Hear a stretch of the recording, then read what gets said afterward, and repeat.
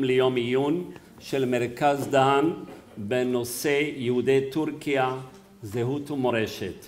כבוד רקטור האוניברסיטה, פרופסור חיים טייטלבאום, עורך דין חיים אלחדף, חבר הוועדה הציבורית של מרכז דהן, האורחים החשובים שלנו, פרופסור נילופר נרלי, פרופסור שקיר דיסנצ'יין, אני מקווה שאני הוגה את השמות נכון, והעיתונאי טאנר, כמובן הגברת רות סלומי ממשפחת דהן, ואולי אחרון חביב אני מציין, היושב ראש של המושב הראשון שלנו, חתן פרס ישראל, פרופסור יעקב לנדאו.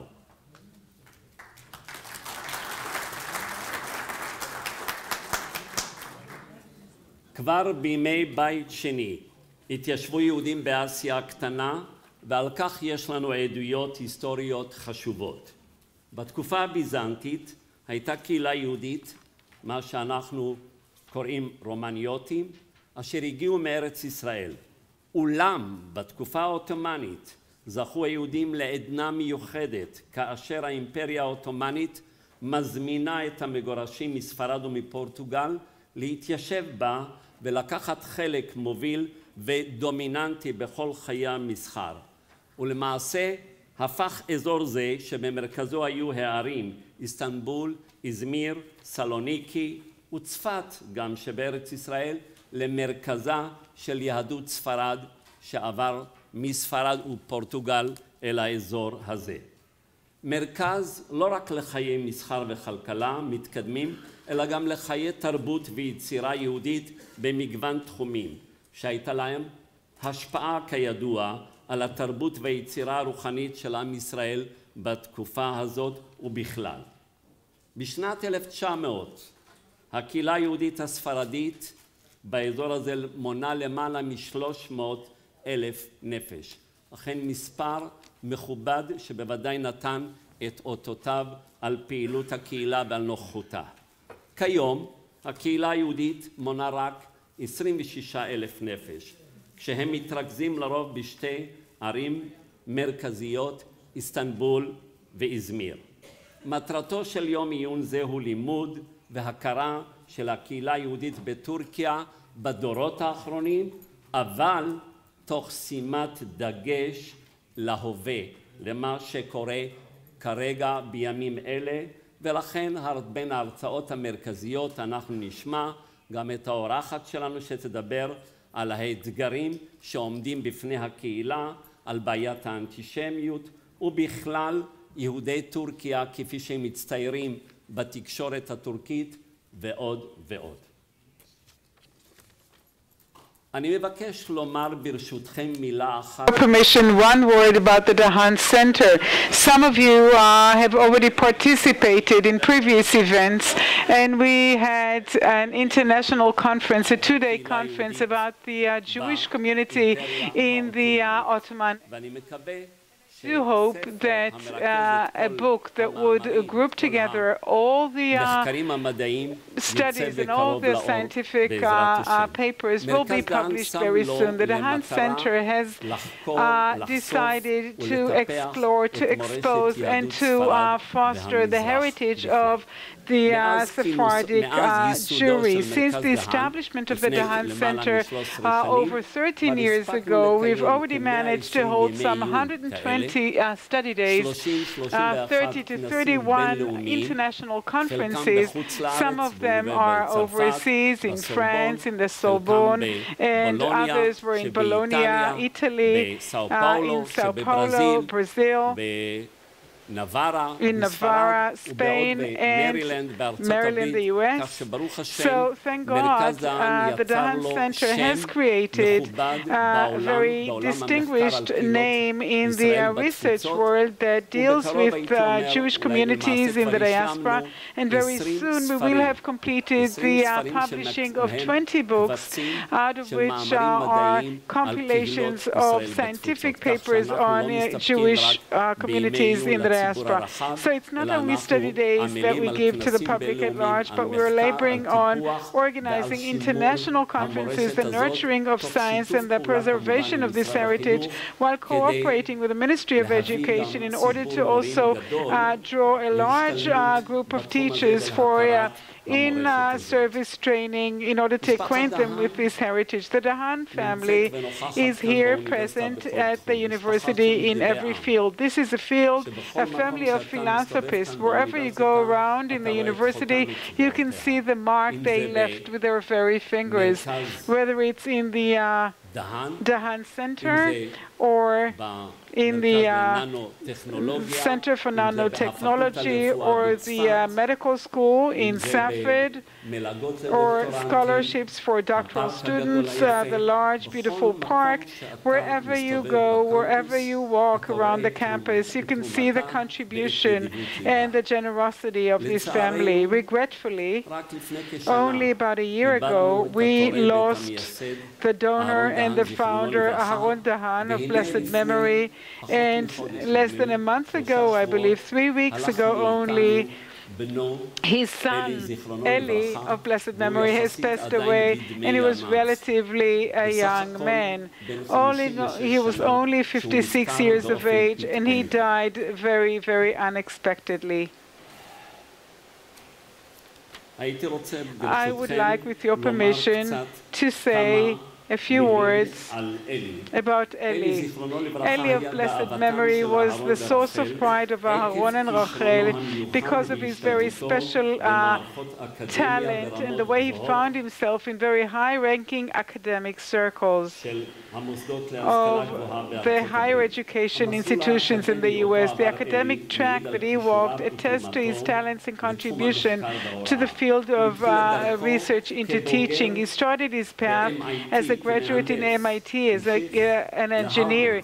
He continued on to Harvard, where he studied for his MA in business administration, and later on he reached a PhD, his third degree, in the Stanford University. And from there he went as a researcher.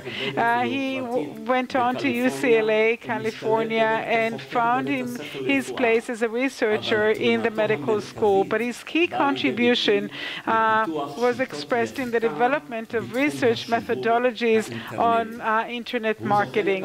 And he managed to get the research prize of the American Association for Marketing and various other prizes of scientific publications in management, in investment management in general. He was taken suddenly when he still had so many years of academic contribution ahead of them. Everyone awaited more trailblazing papers of his. When he visited us here in Israel on an evening held in memory of his father, Aharon Dahan, we were all impressed not only with his academic capabilities and his learned presentations, but rather his personality that projected so much charm and a loving approach that won everyone's heart. A person who grew up in a family of philanthropists like Aharon and Rachel Dahan, it's no wonder that he is seen to be a very special, unique individual of many talents. May his memory be blessed. And now I would like to, with your permission, to thank, of course, the staff that has labored and worked on organizing this conference in collaboration with Dr. Efrat Aviv. But with your permission, I would like to thank my right hand, our coordinator, Ms. Ora Kovalkovsky. And right next to her, Ms. Ayelet Chazan. May you all be thanked and greeted for all that you do, and I wish us all a very, very fruitful study day, as well as an enjoyable one. Thank you very much to you all. And now I'm honored to call upon the Rector of the University, Professor Haim Teitelbaum, to give his address, please.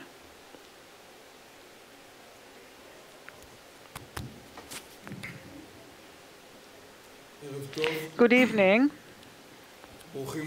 Welcome, one and all, to the Bar-Ilan University, to the Dahan Center. First of all, I would like to talk in the praise of this venue, the venue of the Dahan Center. The Dahan Center takes us in the last few years on a journey in the entire Jewish community world. I wanted recently to ask OA the list of all the conferences that I myself have participated in as the rector of the university in the past 3 years, and I was amazed to see that we've already visited Iraq, Yemen, Morocco, Algeria, and again in Morocco, and again in Algeria, and even Hungary.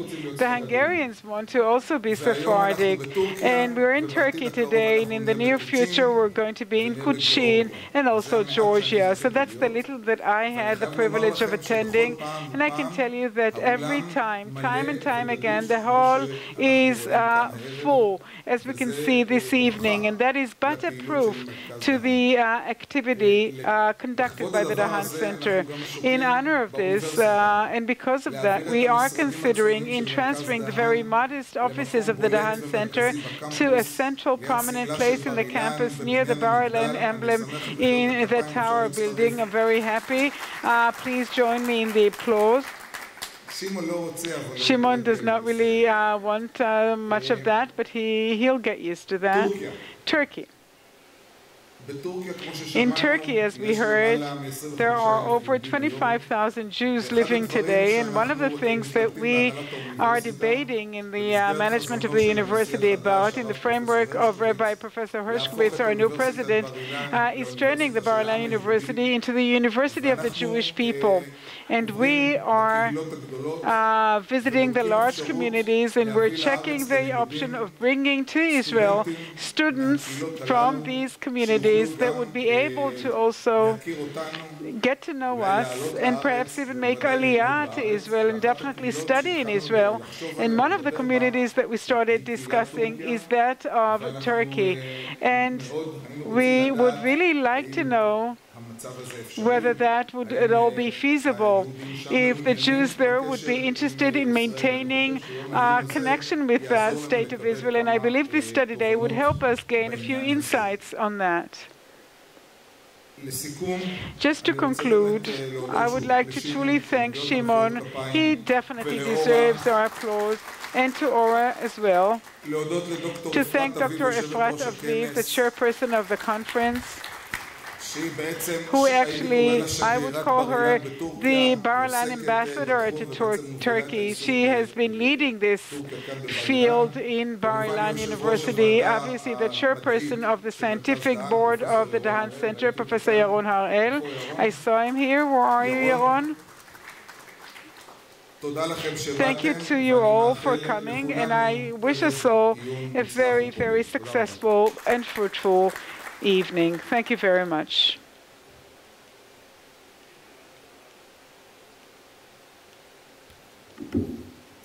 Thank you very much to Professor Haim Teitelbaum, the rector of the university, and I'm certain that the university, various institutes would acknowledge and recognize the contribution of the Dahan family and the Dahan Center, and would make sure that our offices and our activity would be located in a most dignified place, as befits the very, very rich activity of the Dahan Center.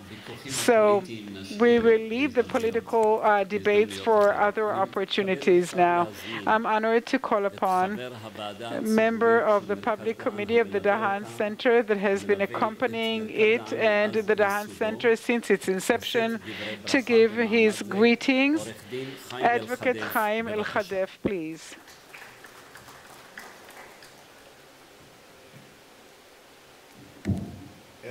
Good evening. We, as the Public Committee, are accompanying all the projects of the Dahan Center, and we must carry out the will of the late Aharon Dahan and his late wife, Rachel Dahan. And this topic of the Dahan Center was the most precious thing to their heart.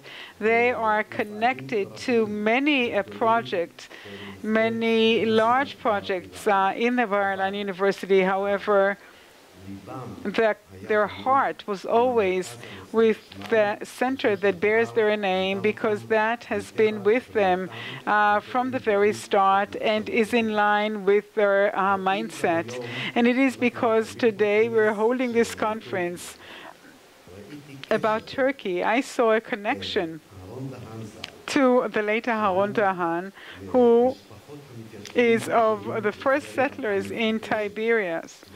Tiberias, the city that was reestablished after years of abandonment in 1040.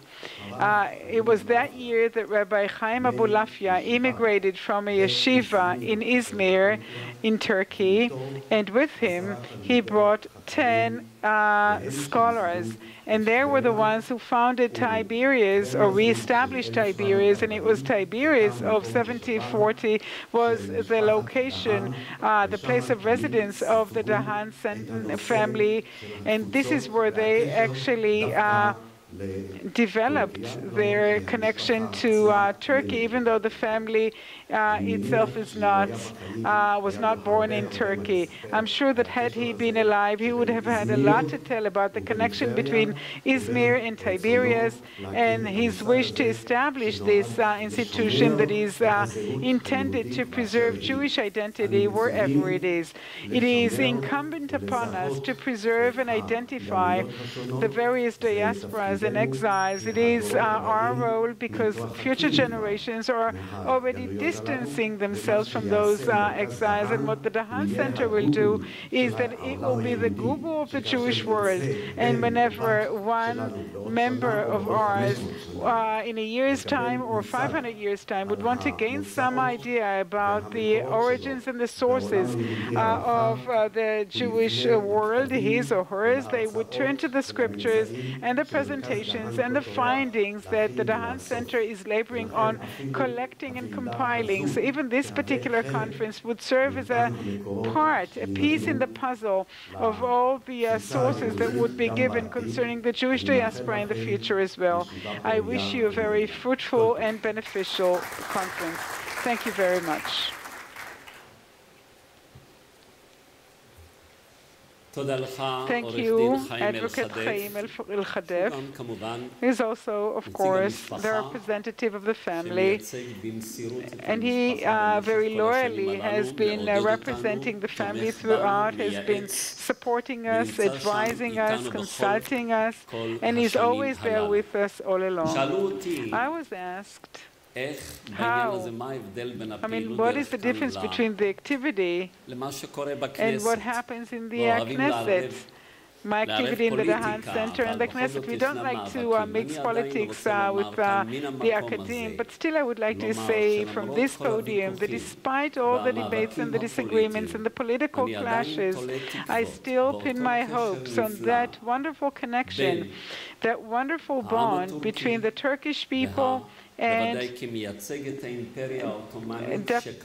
the representative of the Ottoman Empire that absorbed those who were expelled from Spain and Portugal and gave them the option of creating their rich cultural life on Turkish land. And I do hope that this connection and our friends from the academe in Turkey who are here with us now will overpower ultimately the controversies and the political struggles that sometimes perhaps create a certain unpleasant sense, as if there is some sort of an anti-Israeliness, anti-Jewishness in their approach. The very encounter is there to show that we do have a certain expectation as well as hope to reach a better time, to once again go back to the times of glory and to maintain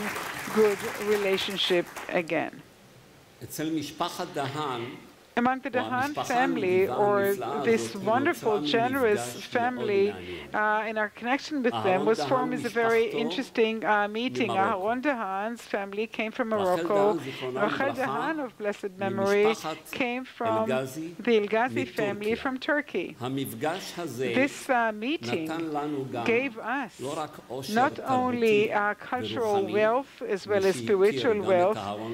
Those who knew Aharon as well as Rachel could enjoy that. Rachel was definitely a woman of many talents and the representative of a very rich, wonderful culture. But it definitely attests to their care. The Dahan family, Aharon and Rachel, he came from the Dahan family and she came from the El-Ghazi family in Turkey, and they turned into the philanthropists who set as a goal to nurture the love of Israel on all its streams and denomination, and to nurture Jewish education in the U.S. as well as Israel. As the representative of the family, may they live long, may the sister of Rachel live long. She's here with us, Advocate Ruth Salome. I would like to invite her to say a few words about the connection with the Turkish community.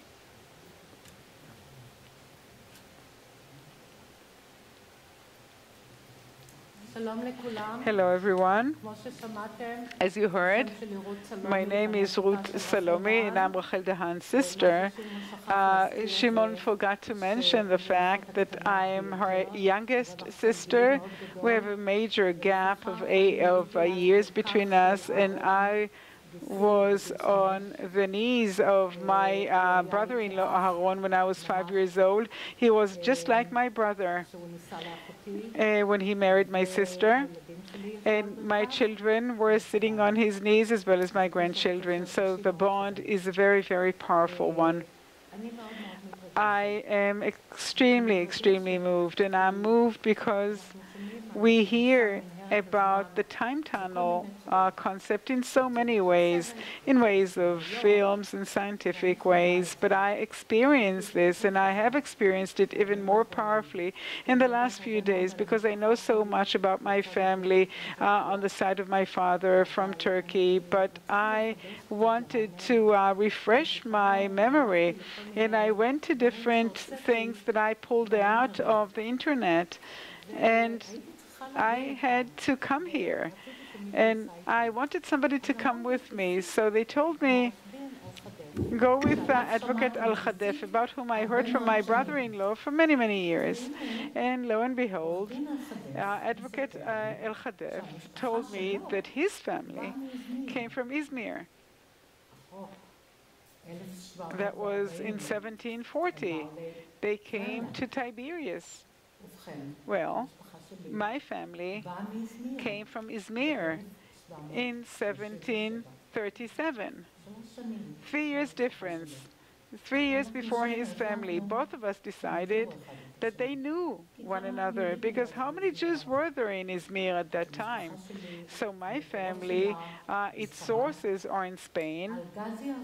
The first El-Ghazi that we have managed to locate was in 1523, and it was inscribed on his tombstone that he was a doctor that was expelled from Spain and buried in Rhodes. The family has rolled on from the place to the Ottoman Empire, and from there it went all the way to Israel. That was in 1737. I will tell you a few bits and pieces. I will not take too much of your time. The source of our name, the last name, El-Ghazi, in Arabic it should be pronounced El-Ghazi, and the meaning of that is the winner.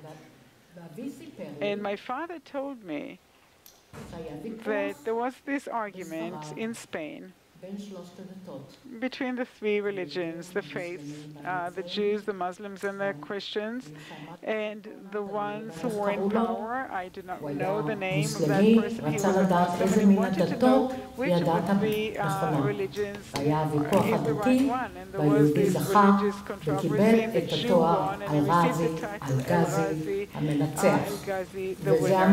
And that is the source. I later on checked באוניברסיטת ג'ונס הופקינס במרילנד, איפה שגרתי על יד אחותי רחל ובעלה, שנים רבות, ונוכחתי שזה היה באמת תואר של אנשי דת מאוד גבוהים אצל המוסלמים ששלטו בספרד. כמו שאמרתי, המשפחה הגיעה ב-1737 לירושלים, והיו שם שני אנשים מאוד ידועים. הראשון היה, האלגזי הראשון שאני יודעת שהיה שם, היה בראש בית מדרש, בית אל של מקובלים שעדיין עובד ומתפקד ברובע היהודי בירושלים. אני הייתי שם, אני שאלתי עליו, וכולם ידעו מזה. ולא קראו ישראל יעקב אלגזי. בנו היה יום טוב חיים אלגזי. הוא גם עמד בראש בית המדרש בית אל, נחשב לגאון, מאוד ידוע בחריפותו, האב ובנו, שניהם כתבו ספרים, וכמו שאמרתי, מי שמאוד מעוניין, זה ישנו ברובע היהודי ועדיין מתפקד, והם כולם יודעים את זה. עכשיו,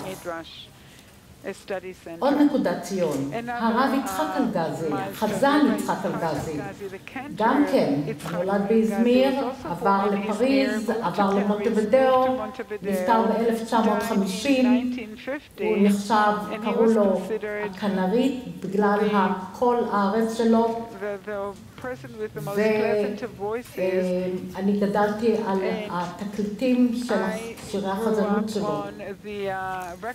יש לנו עוד אלגזי שאתם חלקכם שמע, וזה פרופסור גדי אלגזי, שאני חושבת שהיום הוא נמצא באוניברסיטת תל אביב ומתעסק בנושאים שאני תכף אדבר עליהם.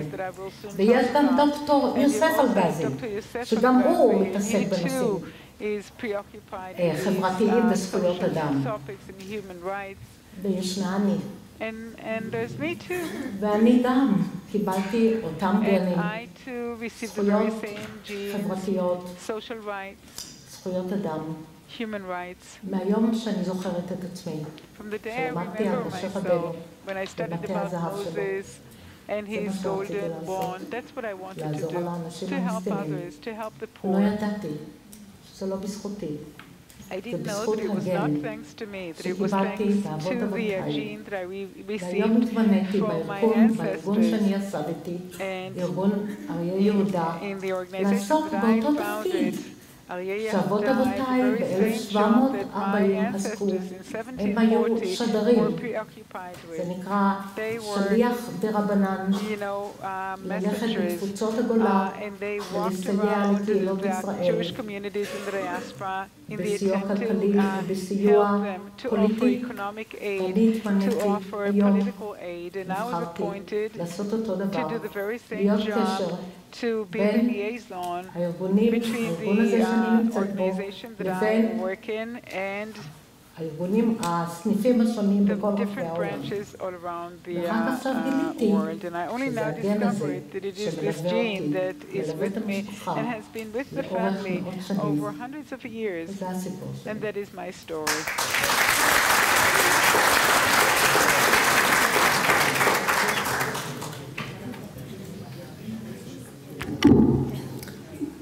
תודה לך, רות, שחיברת אותנו.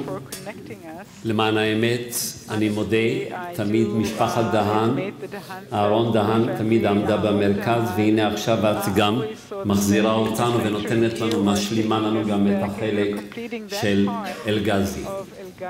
תם חלק הפתיחה, הברכות, ואנחנו נעבור עכשיו לעיקר, לתכלס, ונעביר את רשות הדיבור לאחד המלומדים, הדגולים, חתן פרס ישראל, פרופסור יעקב לנדאו, שינהל את המושב ואת ההרצאות.